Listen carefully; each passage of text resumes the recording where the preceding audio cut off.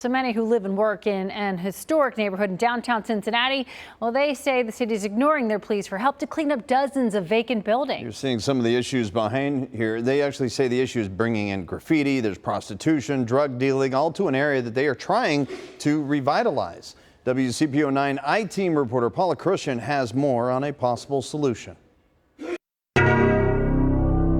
This is as bad as it gets. John Walter has lived in the historic Mohawk Place neighborhood of Over-the-Rhine for more than 40 years.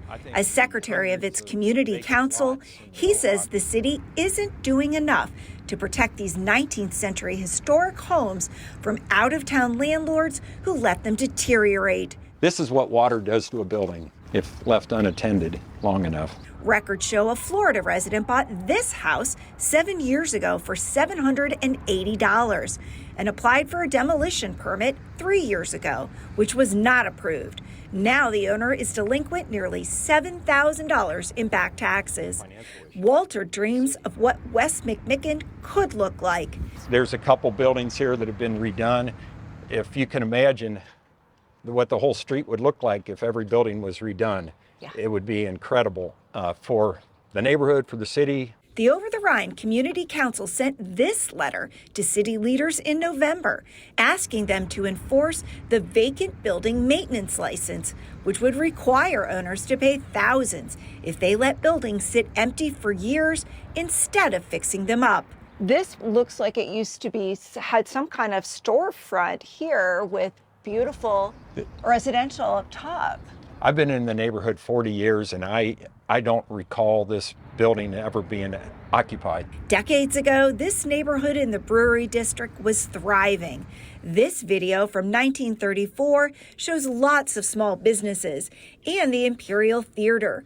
The National Register of Historic Places recognized its specialness in 2015, naming it a National Historic District. I do meet people from time to time in our shop that grew up in this neighborhood and talk about the drugstore, the laundromat, the bar. But now, most of these storefronts are empty, and the few local business owners who are here, how can I help you? Like Deb Johnson, worry about crime. Since there's no eyes on the street because there are not too many residents living here, it's a good place to get away with bad things. She owns Robbins Imaging on Central Parkway with her husband and says customers constantly ask about the deteriorating vacant building next to her parking lot.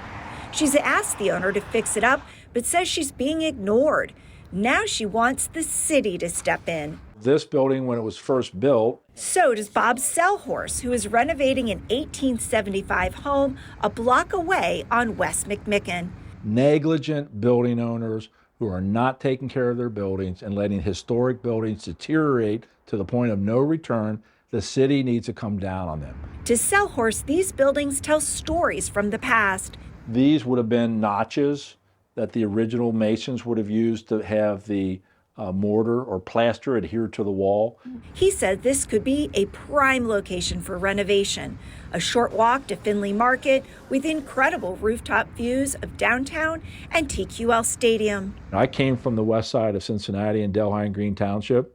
They wouldn't put up with this stuff in 10,000 years. People letting properties just deteriorate. No one from the city would go on camera to talk about this neighborhood. In a statement to the WCPO 9 I-Team, a spokesperson says in part, the city continues to invest in the Buildings and Inspections Department, adding a special code enforcement unit and an academy to train new inspectors and fill vacancies. But the city did not say why it never responded to this letter from the Community Council asking for help nearly 4 months ago. I think they ought to systematically go through the Mohawk neighborhood. That's really what the Community Council asked for. The city relies on complaints from citizens about bad properties. But what about a neighborhood with a lot of vacant buildings and few people around, like Mohawk Place? The people I spoke with feel like this policy puts them at a disadvantage. Reporting from City Hall, Paula Christian, WCPO 9, I-Team.